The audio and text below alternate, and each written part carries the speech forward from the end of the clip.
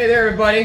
Hello. Charlie from Epic Dice Studio. I'm here with my buddy Rob, and we are doing a preview and review all at the same time of the new Necromunda game.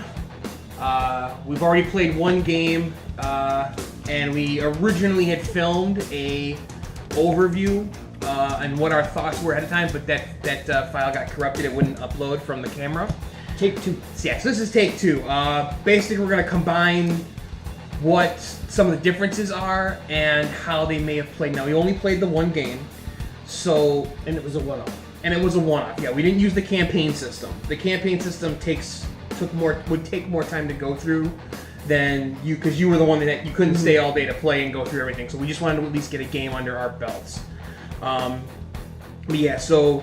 Take this review kind of with a grain of salt because it was only based on one game. It was based on Delot Gang and Van Sars, which are legacy games. The legacy gangs, which you get from the downloaded file from the Necromunda.com website. We did not play with the Eschers or the Goliaths that come in the box set.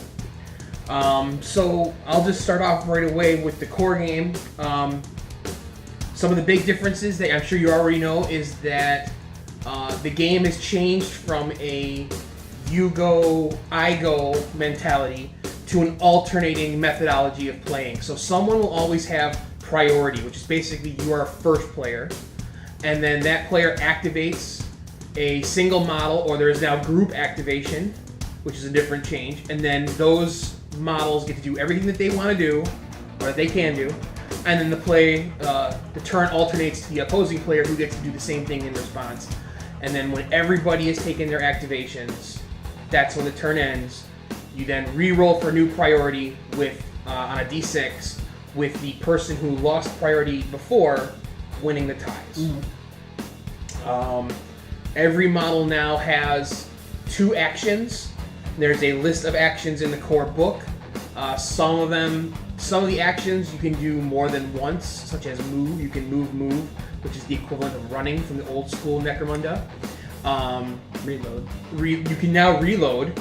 Out of ammo no longer punishes you for the entire game. You actually potentially can reload your gun during every activation. Depending on the weapon.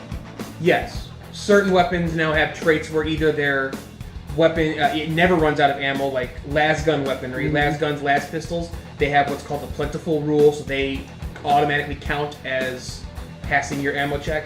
And then there are others which are called scarce, which is as soon as you fail an ammo check, you're gone. You can't reload it for the rest of the game. And then there's a third type called limited, and limited means that as soon as you run out, you now have to go back to the trading post and purchase that ammunition. So that it basically wipes it off from your roster. But yeah, there's a couple other small actions. Some actions you can do only once, such as shoot. Shooting is just a single action, but you only ever do it once.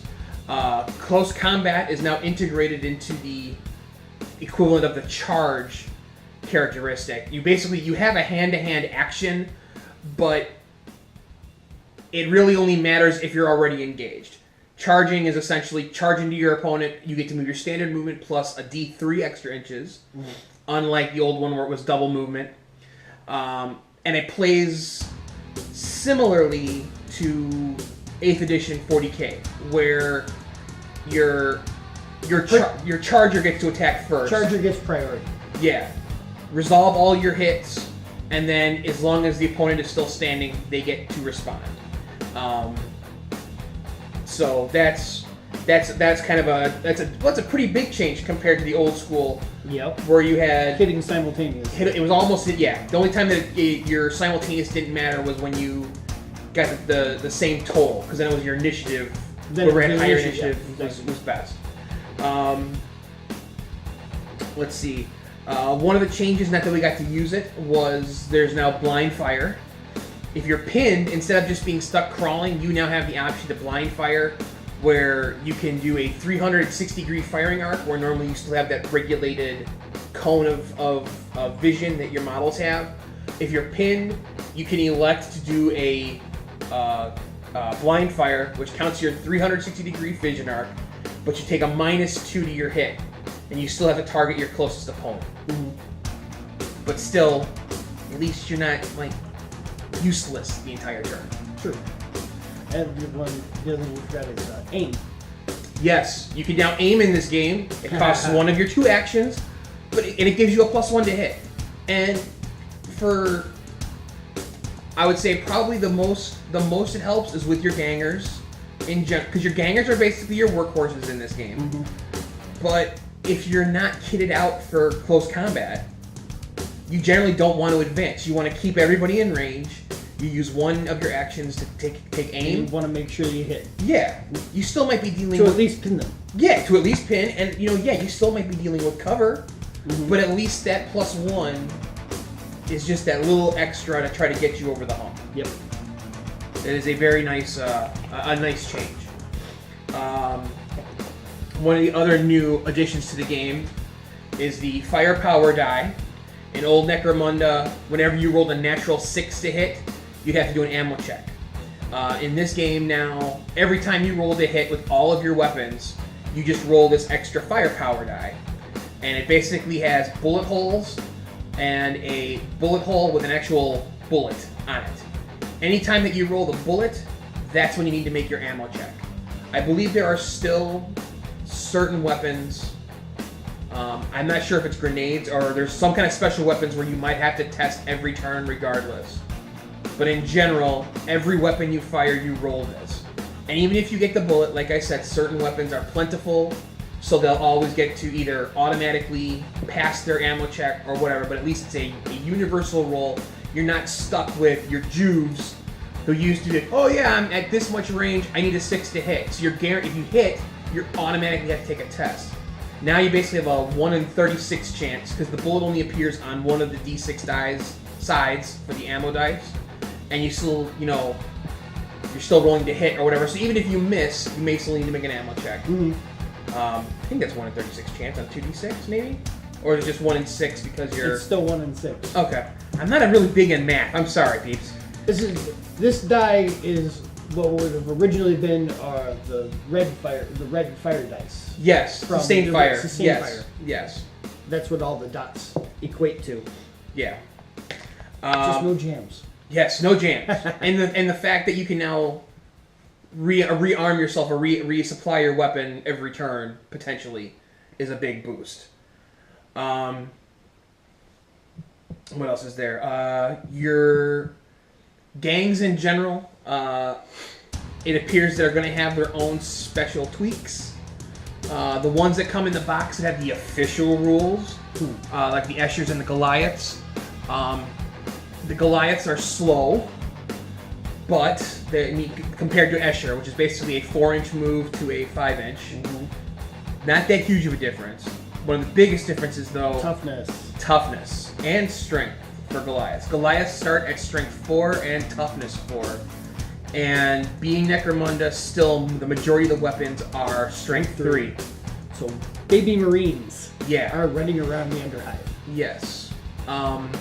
If you've seen other shows on YouTube playing demo games of the core game, which uses the 12x12 cardboard gaming tiles, it seems, in my opinion, based on some of the ones that I've watched, it's very biased towards the Goliaths. Because you're playing in such a confined space, you don't really get to use the range benefit of your weapons to try to keep them pinned and wear them down.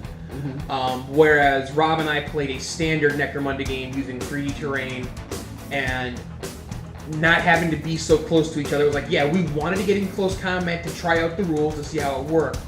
But it was just like, our games were still strength, toughness 3. We were playing a ranged game. Yeah. Between Deluxe and Van Sars. They're both shooters. Yes.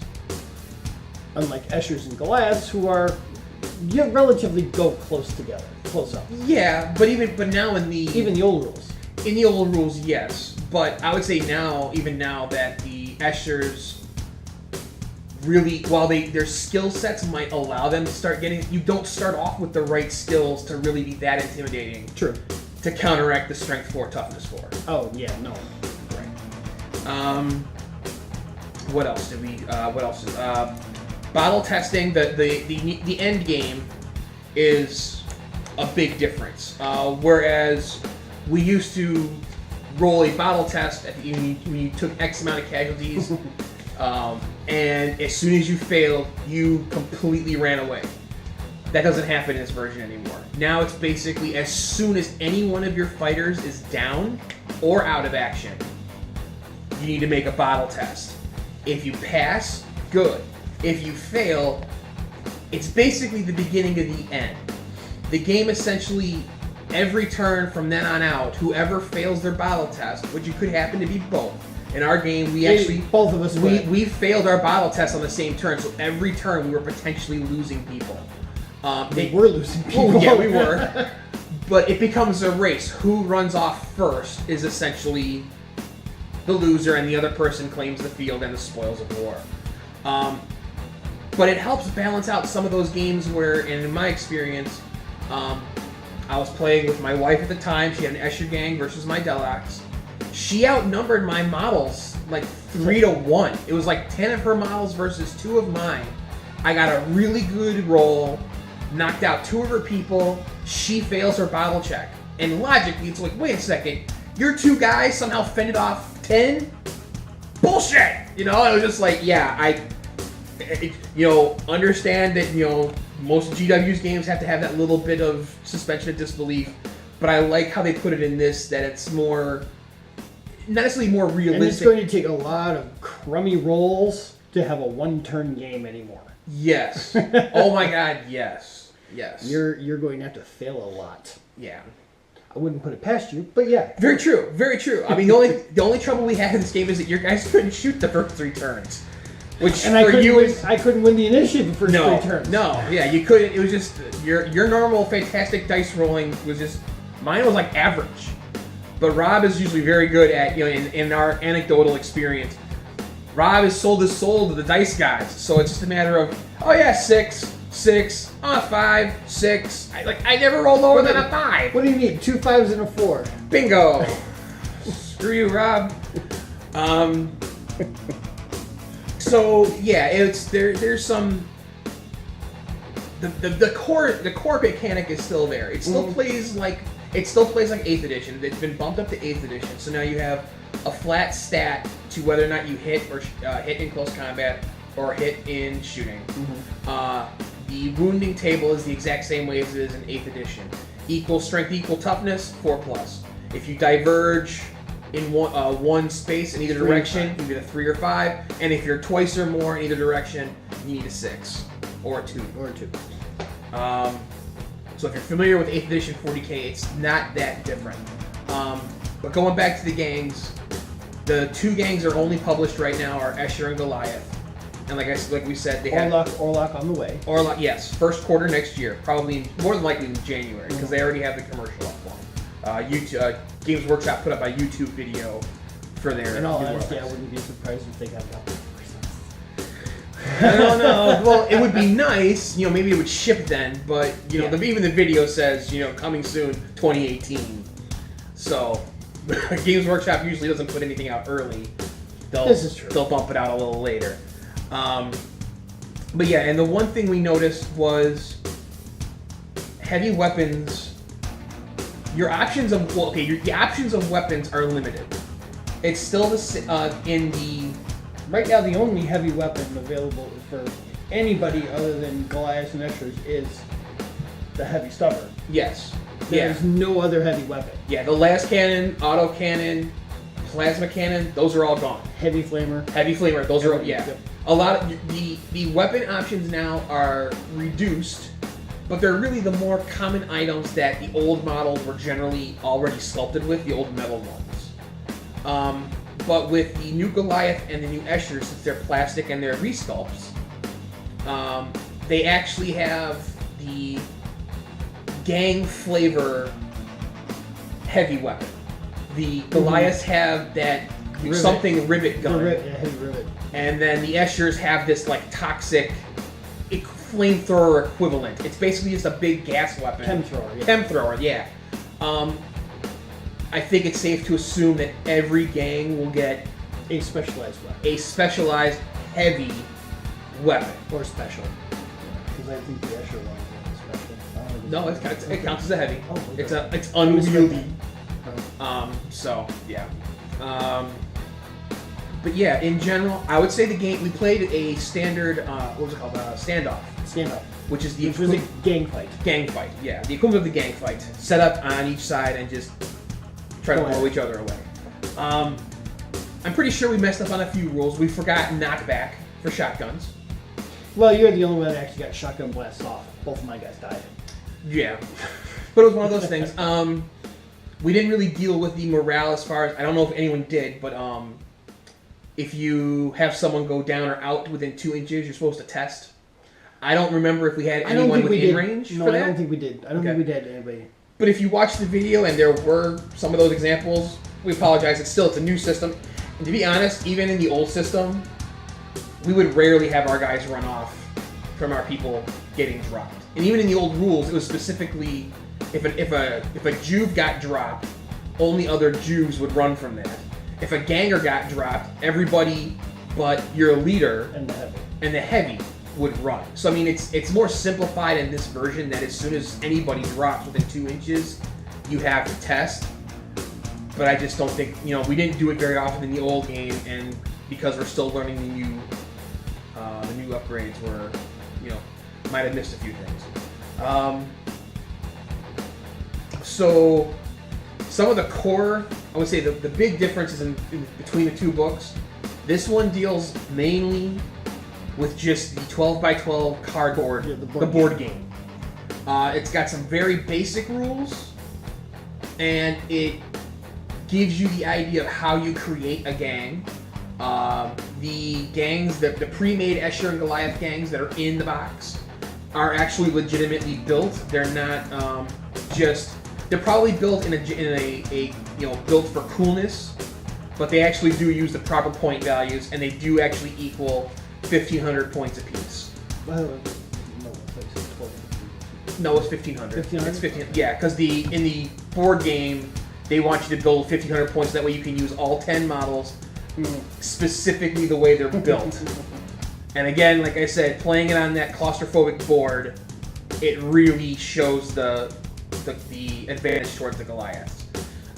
Gang War really brings out the specifics for terrain, which doesn't play any different, really, from old Necromunda. It's still depending on how much you physically see the opponent model, you have no cover, partial cover, full cover. There's the movement up and down. Oh, yes. There is that. That is the good one. That's the good one. They basically use examples of pieces of terrain or whatever that don't have any kind of ladders. You can now essentially move up them without having a ladder. It costs double your movement. So to get to, say, this 2-inch tall pedestal, 4-inch move. It costs 4 inches of your movement. No big deal. If you're next to a ladder, like some of the old cardboard terrain from Necromunda, it doesn't cost you any extra movement, which is nice. It's a little ambiguous when it comes to the old school gantries and walkways, because technically your model was within, an inch or so of where those walkways were. The example they use is just a solid piece of terrain, but I could see arguments for and against whether or not you could just reach your hands up and climb up for double your movement within reason. But for now, as for default, we're going to say that you can't. But and then there's a skill that you can actually gain that will negate that penalty. Yeah.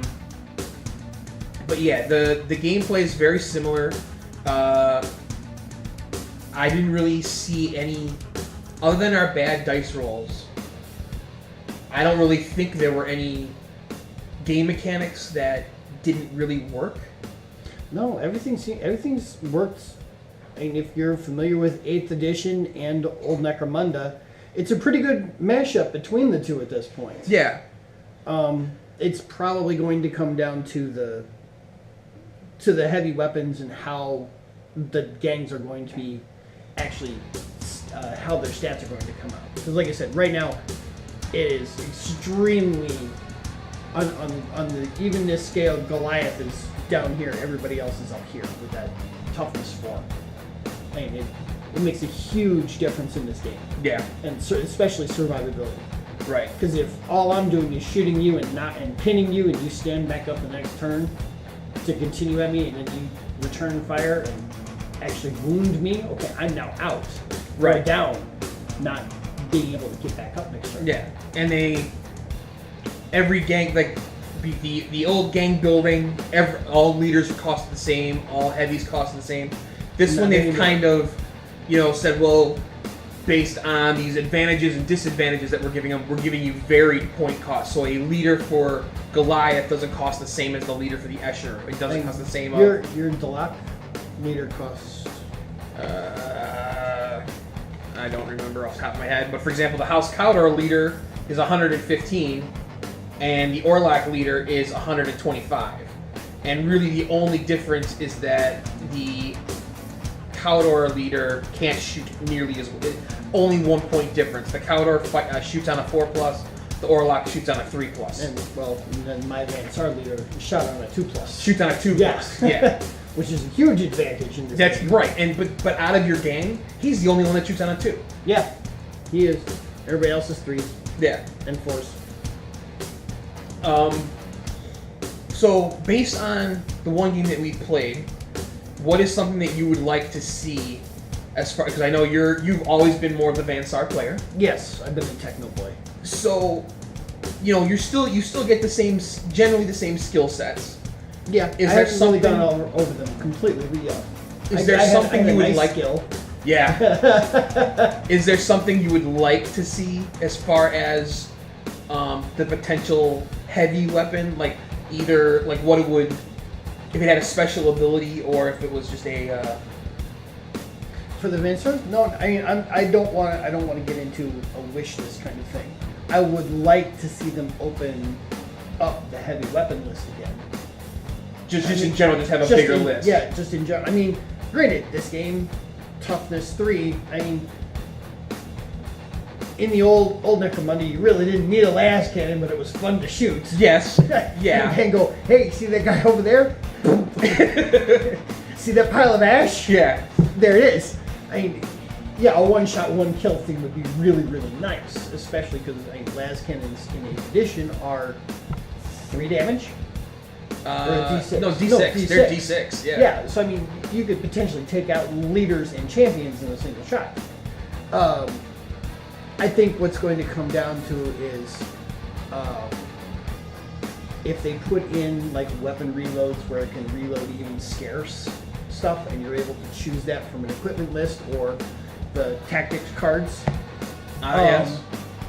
I think the plasma gun will become prominent in this one. Because right now plasma is scarce if you miss the ammo test, which I think it's only a 4+. But plasma gun, ammo, no, but they're a 5+. Okay. So I mean, there's a 1 in 3 chance You'll succeed. Yeah. And if you fail, you can't reload it the rest of the game. For the rest of the game. But yeah. I think if you have that card, you're able to choose it and go bang, and if it works on it, yeah, you're going to see the plasma gun. I honestly don't see it used for the multi-gun. Yeah. The flamer will be nice, especially with awesome. the new blaze. Yes. Ability. It's like the old rule of setting people on fire. Yep. Just under a new name. Yeah. And it's one of those things where other game companies kind of take hints and tricks from others, whereas in old Necromunda, yeah, you were caught on fire, and then every turn you had to roll. This one, they kind of specify more like the War Machine methodology for whenever you were on fire for the Menoth weapons, or the Corruption for the Cricks. As soon as you activate that model, you test. Yeah. So that way you don't forget about it, and you just resolve it right then and there. And it's the same concept that if you roll really low, you're still on fire. You roll high enough, and the random movement. Yeah, which is awesome. Roll 2. Yeah, basically, if you're still on fire and it doesn't go out, you sacrifice. And you survive your wound. And you survive the wound. You'll take a single strength 3 wound. But as long as you still are standing from it, you move 2d6 in a random direction. How cool is that? And it's one of those things that I don't remember that ever being in the original Necromunda. No, in the original, you could still be on fire. You were still on fire, and I think you were pinned. I think You basically you still couldn't do anything, but you sat there the whole time, and you basically had to try to take out the flames the next turn. But yeah, that's one of those fun little new abilities that brings the crazy back to the randomness back to the game. Okay. Next thing we're going to talk about is building your game. Building your game. Yeah. You still get the 1,000 credits. You have to deal with, of course, like we mentioned, the various point costs. So just because you spent $1,000 in old Necromunda and were able to trick out a gang with like 12 people because you bought a whole ton of Juves, no heavies or whatever, but you still, they still have their requirements. You only get one leader. Heavies have now been delegated to a new term called champion, but they're the same. You can still call them heavy. Still call them heavy. Your gangers are your workforce, and you still get Juves. The rule now is where before you could have only half your gang could be Juves. Now it's basically the equivalent of your gang. You have to have more gangers than half of whatever's in your gang. And basically build it up from there. Every model now comes with some form of armor, which is nice. Yep. Usually a 5-up at this point. Yes. And they specifically say you can only ever get 3 weapons. Yeah, the total number of gangers in a gang must be equal to or higher than the total number of other fighters. So leaders, Jews, and champions in the gang. Yeah. Not counting hangers-on, which would be in the future supplements. Yes. Which are probably like the scum, the bounty hunter, stuff like that. Yeah, so basically they tell you, hey, you're limited to these many weapons, and in the post-game sequence they say there's no switching weapons. Correct. So whatever weapons you give these guys at the start, that's what they're stuck with. And that's what they die with. That's what they die with. Yeah. I don't remember seeing, because the Gang War book is the one that deals with the campaign system. I do recall them saying that you can't sell stuff back, but I don't remember seeing anything that says, okay, well, because I now have the money, I'm going to buy this better weapon and this las gun that this guy used to have, you can just throw it out for 0, but you can at least give him something in exchange. You can change up. Change up, but I don't remember seeing anything like that. But yeah, you specifically cannot have more than 3 weapons. So the old time... And if it's an unwieldy weapon, it actually takes up 2 spaces, not 1. Yes. I believe, yes. Yeah, fair enough. Yeah. And now unwieldy relies on shooting weapons, because that's your heavy stuff. Your heavy descriptor is that it's an unwieldy weapon, which is for a shooting weapon it means you move or fire. You also have unwieldy close combat weapons, which essentially means you can't get the dual wielding or 2-weapon type fighting. If it's unwieldy, it takes both hands, and that's the only weapon you get to use. Yep. There's been some nice changes to some of the weapons. Yeah. Again, 8th editioning. Yes. I mean, and some of these though aren't even in. I mean, you get the club, maul, and hammer, which is just in old school Necromunda, it was just, hey, here's this little close combat weapon. Close combat weapon that gave you +1 strength. Yep. It's standard strength in this one, but it's 2 damage. It's straight out 2 damage. And since champions and leaders start out with 2 wounds, that could be your weapon of choice to try to take out the heavy hitters. Fighting knives is something new. Yeah, the other thing is, while everybody else gets armor, you don't get the knife for free like you used to in old Necromunda. You actually have to pay for every single thing you get. All you get is a guide, a stat line, and some armor. Yep. Which is not bad. The armor's nice. I always like the fact that you could get armor. It'd be better to have some kind of... Because always one of those things that you in old Necromunda, it's like, oh yeah, great, here's a... I have a bolt gun, and it's got -1 armor save. Who cares? No one in this game starts with armor except for the Spire Hunters, or the Arbites, or something. Yep. Everybody else was just a generic person. It didn't matter what you were wearing, you just had clothes. You didn't get armor. And the armor you were able to get was crap anyway. But yeah, so now you have to buy each individual weapon that you get. The fighting knife is nice. It gets the backstab rule, which essentially increases the strength. Increases the strength if you're charging someone, if you attack someone in their back, which really only happens if the model you're targeting is outnumbered. Because you actually have to spin and face your opponent on a 1-to-1 basis. So if I charge Rob's model, even if I charged him in the back, Rob spins and faces his model. I spin and face the model face to face when we actually do the fight. Now, if you had a second one coming in from the other direction, right, then I can't spin. Right, because he spins afterwards to get his reaction shots in. But essentially, if you attack someone from the back with a backstabbing weapon, +1 to your strength. Not too bad. My only hang-up is that the Escher knives, because the Eschers can't get fighting knives. They have their stiletto knife, or whatever it is. Their spiky fist knife.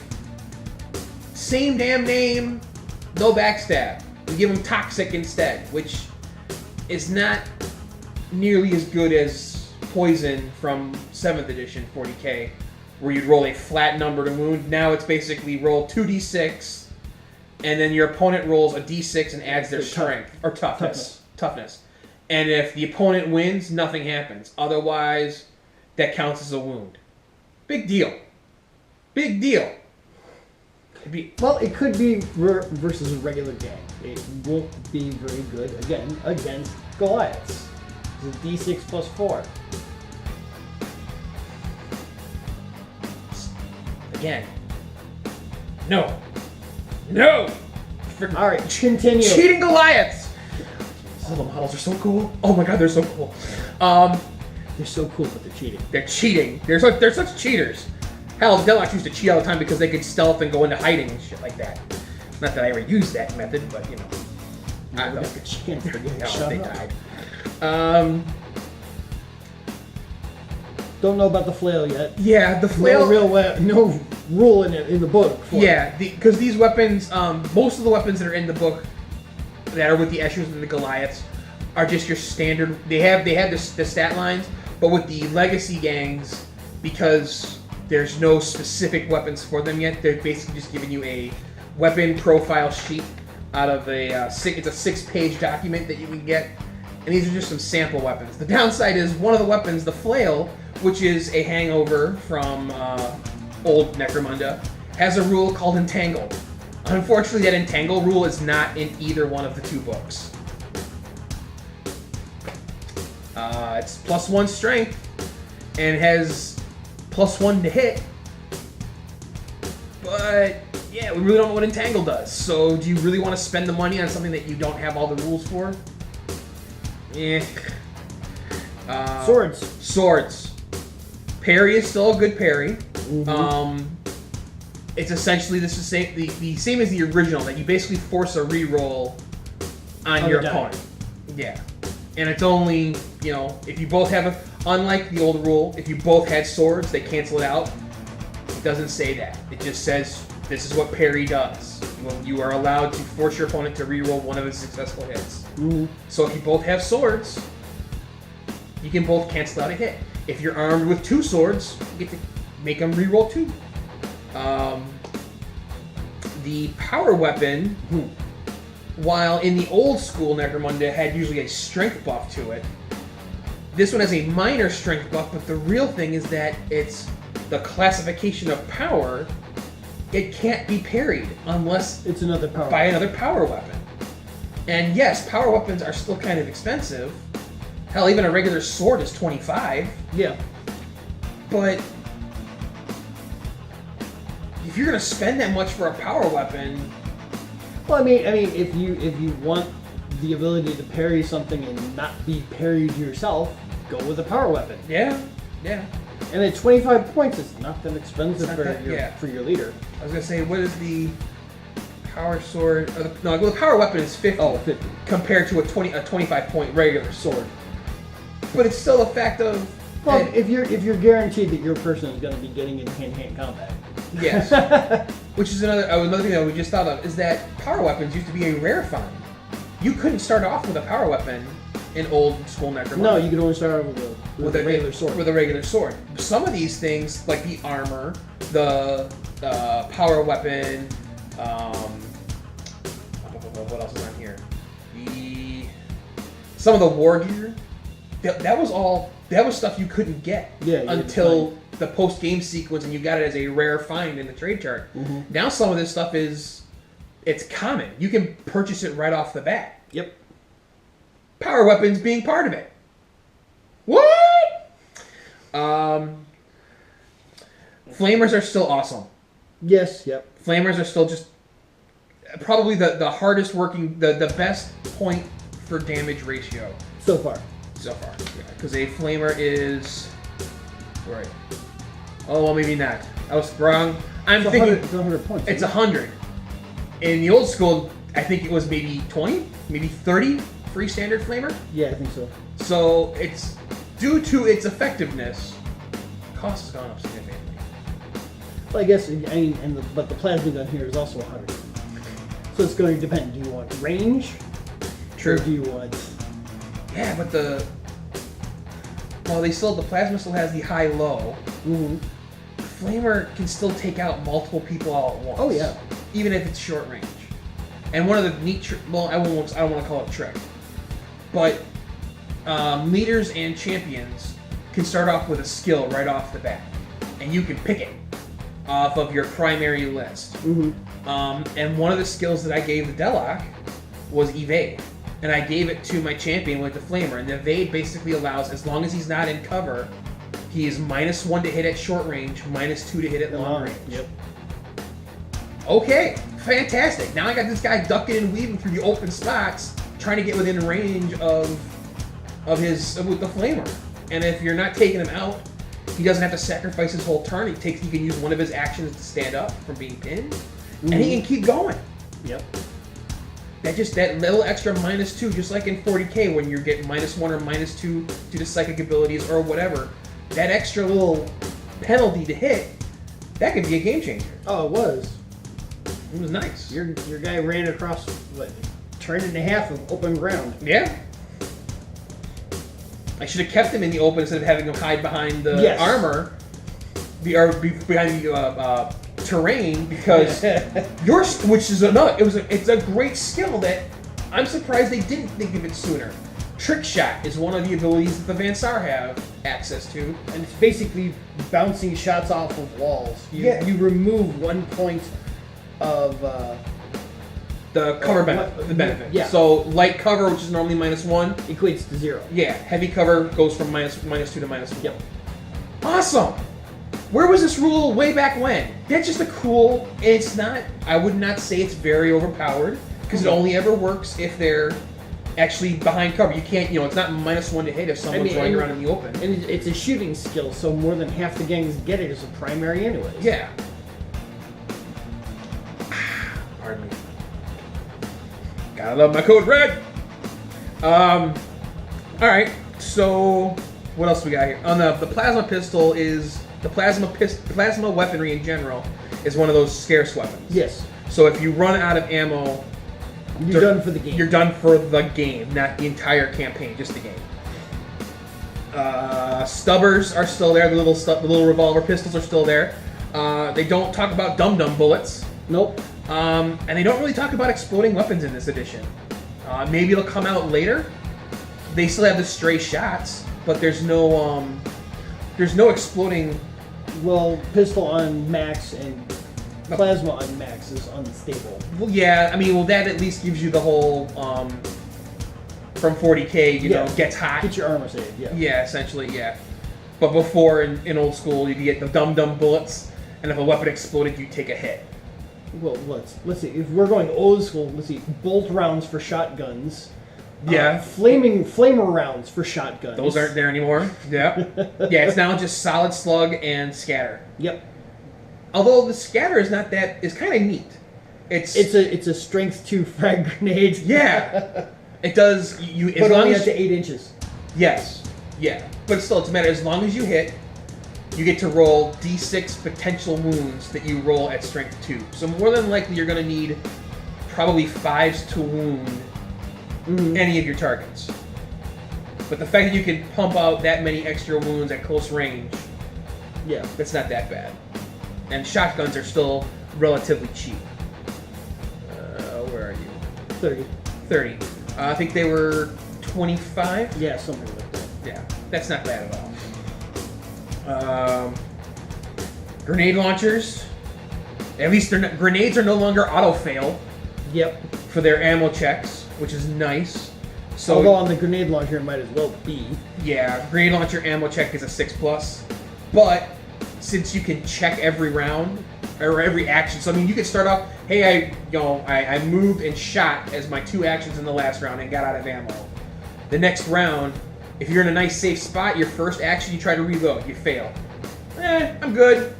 I'll try it again. Try to get that 6. Yeah. There's also a tactics card, like you had Lucky Find, which is one of the tactics card, that for an action you automatically pass your ammo check. One of the fighter's weapons is automatically reloaded at the cost of 1 action. No check is required. Right. So if you have a grenade launcher, that's a good card to have. Yeah, it is. Same thing with your plasmas. Good card to have for that. Yeah, the Melt-A-Gun and Plasma Gun, like we said, they're nice high-strength weapons. They do a lot of damage, good armor modifier.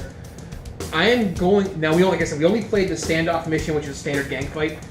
If they're modeling their scenarios off of the older scenarios, I'm sure there's probably one where you have to destroy the water still or destroy the gateway. Yeah. So that's probably why you have these bigger weapons. Bigger strength weapons to burn through the toughness. Yeah, heavy weapons, really the only option is the heavy stubber for the legacy gangs. The Eschers and the Goliaths, they have their specific heavy weapon. And then, yeah, the only grenades available to just the generic gangs are frag and crack. Yep. The gas grenades that used to be rare. The ammo test is force. And force. Yeah. Yes. Compared to the grenade launch, you need a 6. But now, again, instead of just using a grenade, you still need to roll the firepower die, and if you get the little bullet, that means you need to make sure you check if you're out of ammo or not. Yeah, that was your habit in that game that we played. You were checking for ammo almost every time you shot. But yeah, it's this. I think even though it is a limited number of weapons to choose from, because it's a decent selection, and even the gangs that come with the box set that have their own tailored weapons, it's still a relatively limited set of weapons. It's one of those. I almost feel instead of giving you all of these options where you try to rack your brain for min-maxing, it's just like, here's what these models, the original models, were sculpted with. So just make sure you're WYSIWYG. Boom, there you go. We're not going to give you all these extra things just yet because let's just get you into the game and not bog down your brain trying to figure out the best way to cheese out your army. Yeah. Because everyone... They'll bog it down later. Yeah, we'll wait to screw your players over later, essentially. But yeah, I still think it's a good game. We'll see how the campaign system runs. Yeah, that's our next step, is to actually set up a campaign gangs, and yeah, we've decided that what is it? We roll a d6 to see how many. Yeah, in general the whole post game sequence for campaigns has been completely overhauled.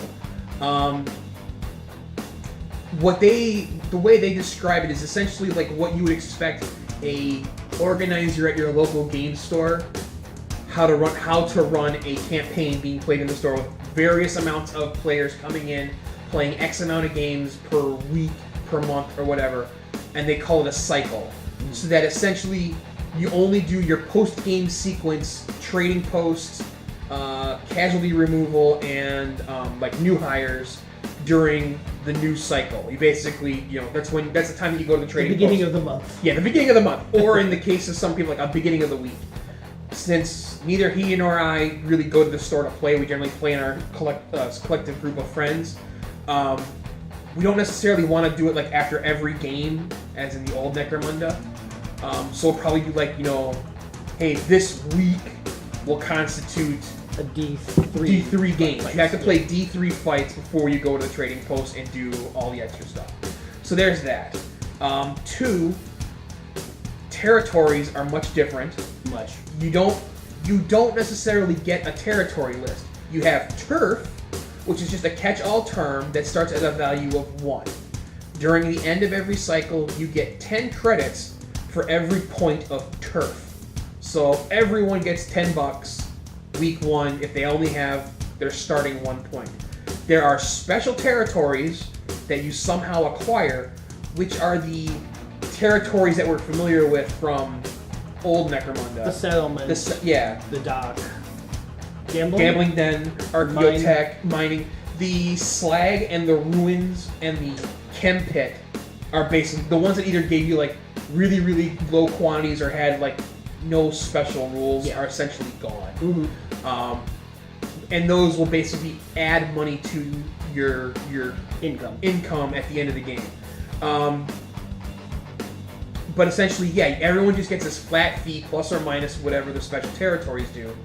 You don't necessarily need to have gangers or whatever not sustaining injuries. You just gain X amount. Experience has also changed because of that. You only gain 1 experience should you take anybody out of action.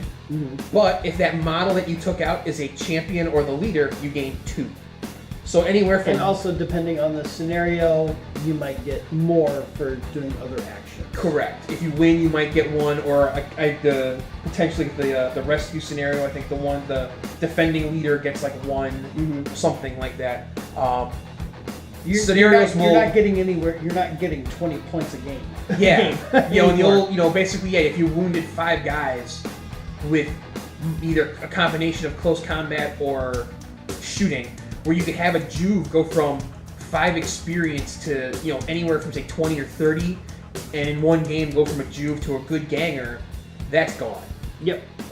It's not harder to gain experience. It's just that the tables that you roll on are much more specific. Champions, leaders, and Juves specifically, those 3 have a single table that for X amount of experience, you can cash it in and automatically get whatever it is. So for like 9 experience points, you can pick a skill off of your primary skill tree. Every gang has a primary set of skills and a secondary set of skills.